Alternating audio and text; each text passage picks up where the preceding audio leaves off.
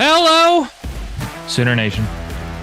OU Insider subscribers, Coach Brian Clinton enthusiasts, people who are, this is a busy time of year, trying to keep up with everything. You've got both basketball programs in the big dance. You've got football spring practice. Baseball starts SEC play this weekend. Softball is in the thick of SEC play. People who are trying to get their head on straight. This is a podcast for you. This is another episode of the Oklahoma Drill. And I am joined as always. I'm Jesse Crittenden also. And I am joined as always by Brian Clinton. And Brian, I don't think I have told you even off air of all of the hats that you've worn. This is my favorite hat. You haven't? No, I appreciate it. This is my favorite hat. Yeah, it is. I like this hat. This is a good hat. It is a good hat. It's a good hat. Not just because I like the team, but it's a good hat. God, ESPN Bet has the Thunder now as the favorite to win the title. And if there has ever been rat poison, Oh yeah, it's that. Yeah. I would like for like the narrative to continue what it has been up until like before the, like if we could go back to the Boston win, like before that, like how everybody's like, this is a regular season team. Like there's not any Nobody's juice to this afraid. team. Yeah. Yes. Like that would have been, can we go back to that narrative? I don't like the hunted narrative. That's not as fun. Yeah, it's hard to keep that up, especially after a 3-game stretch that they just had to beat Boston, to beat Detroit, to beat Milwaukee, all on the road without J-Dub. Yeah. Hard. But hey, you know what? We still haven't done it yet. We still haven't done it. That's right. And I'm going to keep that mentality. And I, like you said, I would love if people would continue to doubt this team. Yep. We're coming. It's still rat poison though. Yep. Brian, with Brody and I talked about basketball on an In the Paint that I think dropped today. We're recording this on Wednesday evening. Parker and I did OU Insider Live on Monday. OU is on spring break, or football is on spring break right now. So let's take 30 minutes to talk about softball, because we did a takeaways video from the weekend from OU's sweep of Arkansas, but this feels like a good opportunity to talk really about what we've learned so far about this program. Now, they do play East Texas A&M tonight, presumably, even though the wind is crazy. Then they go to Missouri this weekend in a series that I would be surprised if it's that interesting. We'll talk about it in a little bit. So I feel like this is, we've touched on some of the things that we're going to talk about, but this feels like a good opportunity to really, OU's about at the halfway point. Yep. 26-0. This feels like a good opportunity to talk about what we've learned and maybe a question or two that we've got about this team. So, Brian, I'm going to cede the floor to you. One thing that you've learned about this team through 26 games, either that you expected and it's been confirmed, or you weren't expecting and has since become a part of the way you look at this team. I'll let you go first. You tell me one thing. That the offense is still elite, regardless of the names that they lost. Cannot undersell, like, the names that Oklahoma lost from this roster lineup, just 1 through 9, like, it was absolutely incredible. You don't have to go through all the names. They were all Americans littered across this lineup for 4 years. And all they've done is continue to hit home runs at just an incredible pace. Their batting average isn't maybe as high as it has been as a team in recent years, but they're still manufacturing runs in all kinds of ways, and a lot of it is just by power. And I wasn't sure if it was going to be sustainable, and they have found a way. They've just continued to find a way, and I think that DNA has just continued. It's really just picked right back up, and I'm incredibly impressed with that. No, I'm really glad you said the offense as a whole because it sounds broad, but I mean, really, I thought this was going to be a team that had to rely a little bit more on defense than it Yeah. has. And I mean, you mentioned like the batting average is not like elite, but first in the country in runs. And let's actually, before I rattle off all of the stats, let's just think for a moment. We're two conference weekends in with, like you just said, everybody they lost, and they lead the country in scoring. Right. And the two players who have done it, who have Yep. led that charge the last two weekends, are freshmen. Right. It's And insanity. on top of that, I remember us talking about this in the first couple of episodes of the season when we thought, and it seemed to that point that it was going to have to be Ella Parker, like was going to have to lead the way, you know, pretty much by head and shoulders above the rest because she was just playing at that level, and she's still playing at a high level, but it's really been the other names. No, it has. And you like the batting average isn't super elite, but they've gotten past it because home runs, third in the country. Again, insanity. They're second in on base percentage. They are second in total walks. So even when the consistent hits haven't always been there from some of the usual suspects, they still find a way to get on base and they still score. And that's for a team this young. And yeah, you've got Ella Parker in conference play batting .077. It's I like they're gonna face tougher competition. That's the thing. Look, Arkansas have a really good pitcher in Heron. Rest of the staff shaky. South Carolina solid pitching. It's not the best that Oklahoma's going to see, but I think I've already seen, and I wrote this in a mailbag earlier on OUinsider.com because somebody asked me if OU doesn't win the title, why will that be? And I said it won't be because of the offense. Right. I've seen enough. Offense is going to score. I've got other questions outside of that. Here's the thing I've learned. Here's the first thing I'll mention is that even when this team feels like they're rebuilding, they're not. Yeah. They're not.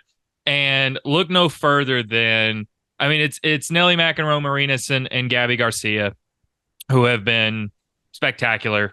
I mean, 4.55 batting average for Garcia the first two conference weekends. Nelly McEnroe, Marinas, .522. They've combined for 8 home runs. They both lead the team in hits with 22 combined. So, but it's not just the two of them, man. It's the fact that we know Sydney Barker can play. Yep. We know Tia Molloy can play. We know Audrey Lowry can play.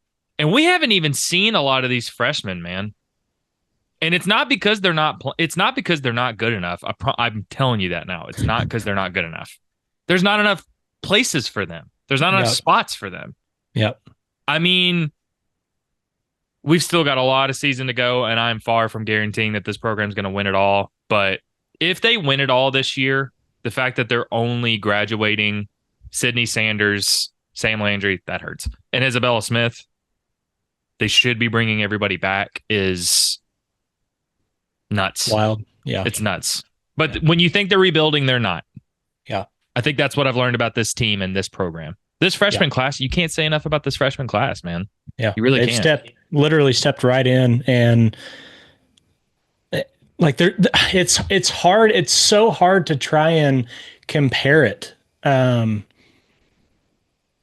anything else because really, I mean, how else would you compare what they had to replace? When in sports have you seen a group leave and a completely new set of faces comes in and continues to pick right back up where the legends left off? Like it's unprecedented. It's wild. Yeah, big time. it is. Next thing I've learned, Tell me. you don't have to have experience as a pitcher. You don't have to have experience at this level to be elite. Ooh, I like that. Because expand on that. I like that. Oklahoma's two best pitchers to this point, at least for this season, have been Sam Landry and Audrey Lowry. And neither one of them were experienced playing at an SEC level last year, or playing even at a national contender level last year, or at any point in their career. I mean, Lowry's a freshman, and they've been the two best arms Oklahoma has. Mm-hmm. Kirsten Deal is still, as I said the last podcast, there's ups and downs. She's going to have some fantastic innings for Oklahoma this year, but there's been some struggles there too.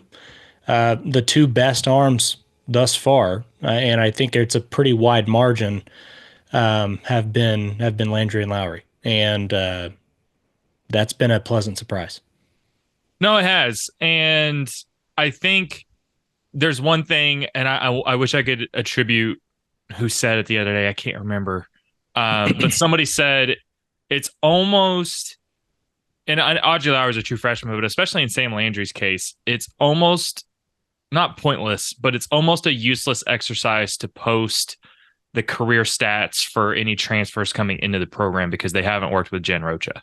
Correct. And one of the things Sam Landry has been particularly vocal about it. Kelly Maxwell was particularly vocal about it last year. Is these pitchers that come in from other programs will talk about coming in and just being exposed to all kinds of film and all kinds of technique that they just didn't experience at their other programs, and the way Jen Rocha breaks things down. And also, I think, and this is going to tie into what I've learned, is, and I'll just say it now, I think even if the makeup of a team, of an OU softball team, is different, the characteristics are always the same.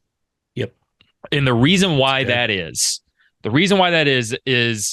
they have honed in on such a way of doing things that is also player empowering. You'll hear the hitters talk about it with JT, and you'll hear the pitchers talk about it with Jen Rocha. It's not only just the film and just the amount of detail, but they'll talk about, again, God, my memory's so bad. Somebody during before the Arkansas at midweek availability last week was talking about how, I think it was Gabby Garcia was talking about how JT doesn't come in and try to change you as a hitter. He figures out what you do well and then helps that to fit into what he wants to do, but he's not trying to change you and that's why, again, like, I don't think either one of us thought home runs were going to be the thing for this team, and they are. You're right. They are. And I don't think now, like, there are some stylistic things here and there. This team is stealing more bases than, a few more bases than they did last year. You see a few different players they're telling to be aggressive, Abby Dayton, Alana Abmagyani, but the DNA, I mean, and it all comes together to somehow have the DNA be the exact same from team to team. Yeah. There just aren't very many teams. There aren't very many programs that can time and time again get timely hits, clutch hits, and make plays when you need to make them. And if there are any other program, they're probably 3-3 in conference play right now. They could have lost a couple of those Arkansas games, and they could have lost a couple of those South Carolina games. Yep. So it's just, they have really built a system here. It's the true meaning. It's the true definition of a dynasty. Like it is the only thing I can liken it to is when Alabama was truly in its heyday, because my brain immediately goes to football. When Alabama was in its heyday under Nick Saban, regardless of who the personnel was on the teams, and they had incredible athletes, as Oklahoma does on the softball field, but year in, year out, they were winning games the same way. They continued to preach, we're going to do things our way. We're not concerned with what other people are doing or how they're preparing. We're going to meet the standard that we have set. And that's what Oklahoma does week in and week out. And you just nailed it. I mean, this team, going back to when Patty Gasso took over the program, it has always, always, always been built on defense. They've always been so good defensively. It's always been just very strong defensive play. JT Gasso has done an excellent job as a hitting coach, and we've seen so much power over the years. But then you just nailed it with Jen Rocha. Like the way that she is able to pull every ounce out of players, regardless of what they come in with experience wise, it's the same plug and play. And when you have athletes that Oklahoma is able to get, you really it's just it's amazing to sit and watch the coaching staff do what they do with different players year in and year out, and the consistency is just amazing. So yeah, hats off. Obviously it's got to be hats off to the coaching staff for this. It's been incredible. You're muted. There it is. We're undefeated. Everybody drink. Everybody drink. It's almost plug and play. Yeah. I mean, it really is. It's almost plug and play. And I just thought, I mean, I knew that to some extent, because even if you look at that team that won it in 19, and then you go to last year's team and just how different the personnel was from that 14 team to the 19 team. A lot of those characteristics were still, it was power hitting, it's elite defense. But I just thought when you lose that many players, I just figured, and Patty kept on talking about it before the season about how it was going to have to be small ball and aggressive base running and all these different tactics and stuff. Yeah. No, it's, I mean, there's some of that's there, but not. Yeah. You're still blasting the hell out of balls, man. Yep. It's been, yep. It has. And one of the, like Sam Landry, it sounds so simple, but one of the things I love, she was really talking about that process. And she was like, I've never just thrown so many strikes. I'm just hitting the zone. And I think one of the things also is, as detailed and specific as they are, she's talked about how Jen Rocha has just told her, just throw in the zone, just throw strikes, put the ball in play, trust the defense behind you. And there you go. And that right there, that's the DNA of the team. There it goes right back to it. Trust your defense because it's elite. It's always been elite under Coach Gasso. So, give me, if you've got do you have another? What have you learned? You got another something one? I've learned, and this would be kind of on the flip side of the coin. Something I've learned. We've talked about we've talked at length about probably the one thing with this team that would be worrisome if you were going to point anything out would be some of the pitching staff depth. But looking here at a stat sheet, I'm actually kind of surprised. Oklahoma's left 150 on base this year. Opponents have left 109 on base. So just comparing that's a lot of runs out there. I'm sure that's something that the team wants to work on. But I think when competition does step up, when things get more difficult, when you're playing a Florida or a Texas or whoever it is, Tennessee, you're not going to be able to get away with leaving players on base like that. So I think the consistency to be able to move the bat, hand the bat off, and continue working players around bases, like that's going to be something that this team is going to have to work at if they're going to reach their ceiling, which I lowballed them this year. I did. I said coming into the season, I felt that this team's ceiling was making the Women's College World Series. Didn't think they were quite ready to win it. If they can figure out a couple of small things, this team absolutely can win another national championship. And I think one of those is going to be fixing the runners left on base. I'm glad you said that because there's a couple of things I want to get on there. I think the last thing I was going to say about what I've learned is that this team can win the title. It just can.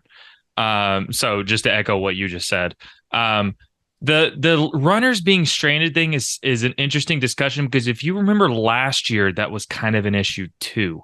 Mm-hmm. Through a lot of the regular season. I don't remember the numbers, but Patty talked about it. Like it was enough to where she mentioned it more than once across different weekends that we're leaving too many runners on base. And it bit them against Texas. I remember that. I remember that conversation vividly. Yes, it did. And That's the thing. I think it's kind of crazy that they're 26-0. Not only just because this team is so young and so new, but part of it is it hasn't been perfect. If you've watched the last 2 weekends, it has not been perfect. And there's a lot of ways that this team isn't 6-0 in conference play, which leads me to, and I'm sure you've got it too, but I really want to talk about it. One of the things that this team has got to answer if they're going to win the title is what the pitching depth looks like behind St. Yeah. Landry. Yeah. Because as great as she was and as against Arkansas and as impressive as it is that OU is 6-0, they're not, this team isn't going to win the title with the way that Bella Smith and Kirsten Deal specifically have pitched through 2 conference weekends. Now, and when you talk about Audrey Lowry a little bit, but Bella Smith, look, she was great in non-conference play. It took forever for her to finally allow an earned run or just a run in general. Mm-hmm. I'm not shocked that it's been a struggle. I wasn't expecting a 10.08 ERA. I wasn't expecting a 389 batting average through 2 conference weekends. That is concerning. But I think the bigger concern is Kirsten.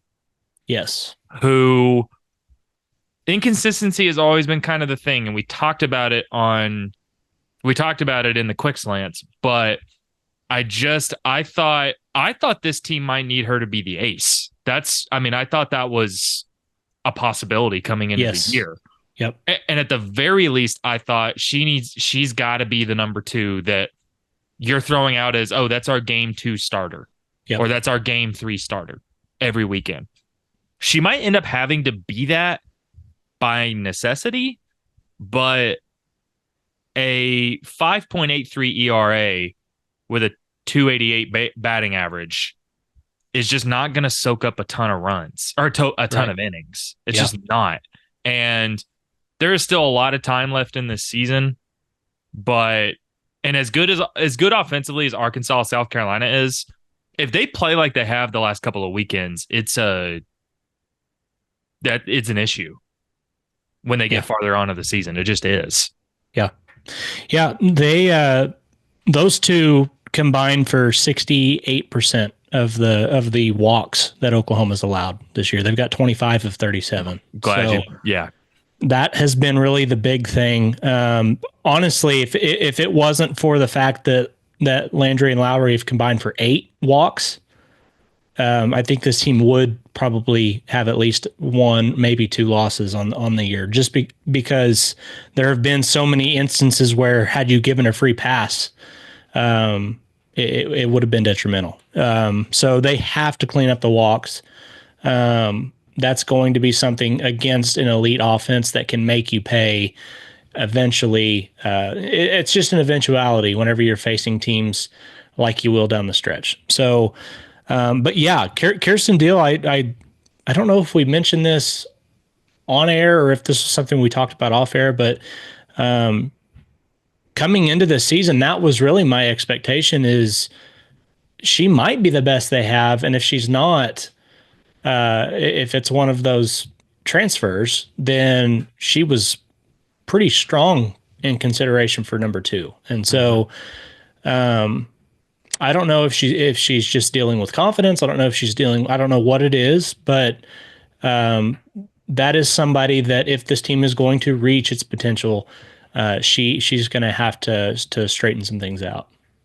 Which along those lines brings me to kind of 2 sides of the same coin. I think if Bella Smith and Kirsten Deal don't grow, if they don't improve, you're basically looking at 2 things the rest of the way. It's, can Audrey Lowry be your number 2, which is a lot to ask of a true freshman. She was fantastic in that game 3 against South Carolina, but you need a lot bigger sample size than that. Right. You need just a lot bigger. Not to mention she needs the experience, and which also makes this muscle strain she's dealing with an even bigger concern. Right. Right. Yeah. And I mean, this pitching staff is in a situation that and we're not talking about Peyton Monticelli, which I'll throw in she was good against Arkansas. She only threw a little bit. She was Mm-hmm. good. I actually think Peyton's not going to be a starter more than likely, right? But I do think it's possible she can be somebody that you throw in for an inning or two here or there Right. and can be productive. Yeah. But if the goal is to look for a number two, it might be Audrey Lowry, and I think OU needs to approach these next few weeks as if they're trying to answer that question. Yes.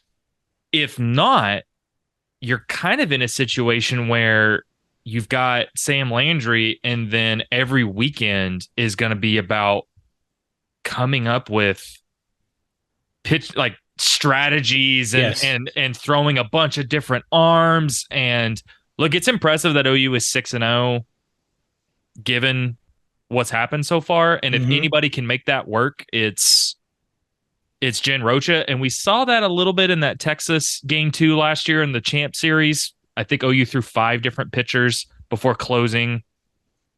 Yeah. But with closing with Kelly Maxwell. But I mean, that's a tough. I mean, it's telling that and Audrey Lauer didn't play. It's telling last weekend that Sam Landry had to throw all 3 games. And I don't know how sustainable that is if that ends up being how this team has to handle things.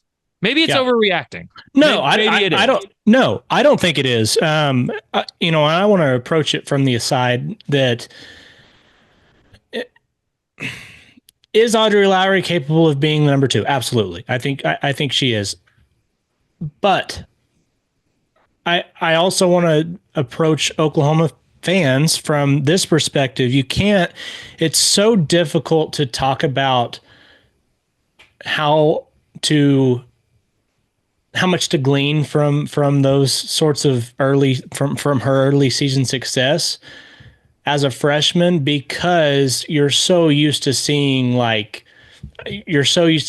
you had Jordy Ball just a couple of years ago come in as a freshman and just be like, when she hangs the cleats up and she's done, she's one of the better athletes to play the sport at the collegiate level. Like, Yeah. She's incredible. There just aren't very many players like that. And I'm not taking anything away from Lowry, but it's really difficult to have that be the level that you have to live up to as a freshman pitcher at Oklahoma, because that's the reality. That's what it is. And she doesn't need to be that. She needs to be herself and what she's been to this point. If she can continue at the rate that she has played to this point, that's plenty good enough for her to be number 2 and for her to be. But there are harder teams. There is stiffer competition coming up, and so it's an interesting discussion to have, because that is such a high standard to hold freshmen to, and I think a lot of people are doing that. I would just say she doesn't have to be an All-American. She just has to continue being what she's been, which is still great. She's been fantastic. I'm glad you said that, because that's the thing. I think in the whole discussion about what a number 2 pitcher looks like, it gets slanted when you look at it from an Oklahoma perspective, right? Because of the quality of talent this team has had, especially at pitcher. What we mean when you say you need to be looking for a number 2 is it's not somebody that has a 1.2 ERA in conference play. It's not that, and that shouldn't be the expectation for Audrey Lowry. The expectation should be you go into a weekend like last weekend and Patty was talking to me and Ryan Aber from the Oklahoman after the game, and she said, like, we were trying to get through and hopefully not have to put Landry in before the 5th inning. And then Kirsten Dill gave up 2 bombs, including one in that 5th inning, her second to Brie Ellis. Yeah. And they pulled her, put in Sam Landry. I think you're just looking for somebody that can give you some consistency, that you feel like, okay, we're gonna get 5 innings out of Audrey Lowry today. Yep. And we're not gonna have to throw in Sam Landry for a 3rd game, because it wasn't just Kirsten. Bella was really bad in that 1st inning, so they pulled her. Then they threw Peyton for an inning. I honestly thought they should have played her longer. Mm-hmm. And then they threw in Kirsten, and then they brought in Landry. I think you're just looking for someone that can stabilize things enough that the offense doesn't have to outscore the other team, and that you don't feel like you have to go into a game thinking, oh, can we just get through 5 innings? Yeah. Right. I mean, that's really what the discussion is. And Yes. Kirsten Deal had a 2.68 ERA in conference play last year, which is solid. But it also, if you remember, she really struggled at the start of conference play. It got better as conference play went on. That could still Yes. happen. It's not about writing off Kirsten Oh Deal yeah, or Bella absolutely. Smith. But I mean, if they pitch like they have the last couple of weekends, OU's gonna. I mean, well, I'm not gonna say they're gonna lose some series. I'm not gonna say that, but Tennessee's gonna be tough. Bama's gonna be tough. Texas is Yes. gonna be tough. Florida's Yes. gonna be tough. And then you get to the postseason. You can't have postseasons where Landry's throwing all 3 games or every game in a weekend. Right. On top of having all of that work through the regular season already. I mean, because that wears Right. it Yeah, wears it on you. does. So No, it does. And I think that might be the bigger concern is that Landry missed the Arkansas series, which could be helpful in maintaining. She's at 48 innings right now, which is not a lot, but I mean, she threw 11 innings this last weekend. I think that's certainly more than they would want to throw her in a yeah, weekend. You don't want to hit double digits if you can help avoid it. Yeah. right? Yep. Anything else? I mean, we've got the Missouri series this coming weekend. Like I said, we're about at the halfway point. Just another question, another thing you're watching this weekend beyond this Missouri team. I think they're 17-13. They got swept by Kentucky. They're like 70th in scoring, 94th in ERA. What are you looking for this weekend or beyond? I would say looking for some of the role players or some of the key players to get back into a role. Like this would be a perfect time for Ella Parker to get back in a groove. And you know, as funny as it is, and you're probably gonna laugh. I want to see what this offense looks like when everybody is clicking. Yeah, Because we haven't seen that yet. If Ella Parker is hitting at the rate she was early in the season or what she looked like to close out last year, on top of what we've seen from everybody else, and Cassidy Pickering hits her stride again, and like we see those things, if she continues on what she started doing again last weekend, I mean, the offense could be even better than it's already been, which is just wild to say. But yeah, I'm just looking for Oklahoma to kind of get in the groove. And then, do we see somebody outside of Landry and Lowry put together some good innings? Because I think that's really what it's going to take is getting some of that confidence back. And it's a good opportunity to do that this weekend. I agree. I'm also looking at, like you mentioned, Ella Parker, and even Cassidy Pickering, who was better this last weekend, but she's batting .333 in conference play. I think you would expect both of them. We've seen it, right? Yep. I think in addition to them, I'm curious about even like the middle to the back of OU's lineup, because Abigail Dayton has gotten help by some walks, but she's batting .235. Her numbers at Utah last year were awesome. Yep. There's got to be a law of averages come up at some point. Alana Agbayani batting .294. Hannah Core batting .167. Even Sydney Sanders batting .133. Now she's the walk queen, and she was last year too. But that's the thing, like into what you're saying about the offense all clicking at once. I think it's not just Parker and Pickering. It's also can a few of these others, kind of, find a rhythm too. The walks have continued to be there for almost everybody, but I think you'd like to see some of those players really put together some base hits too, on top of everything. Brian, I think that's going to do it for us here for this mid-season review for OU softball. We'll be back next week to talk about football, to talk about more softball here on the Oklahoma Drill. Appreciate you guys tuning in as always. Make sure to like and subscribe here at this OU Insider YouTube channel. If you've not already done so, head over to ouinsider.com, become a VIP member today. If you haven't already done so, it's never a better time because it's always a good time. So head over there. You'll get all kinds of content that you won't find here. But if nothing else, make sure to like and subscribe here. It won't cost you anything. You'll be up to date on all of the content that we post here. We post pretty much every day. Make sure you don't want to miss any of that. Brian, appreciate you as always. Thank you to everybody else. We'll see you guys next week on the Oklahoma Drill. Take care.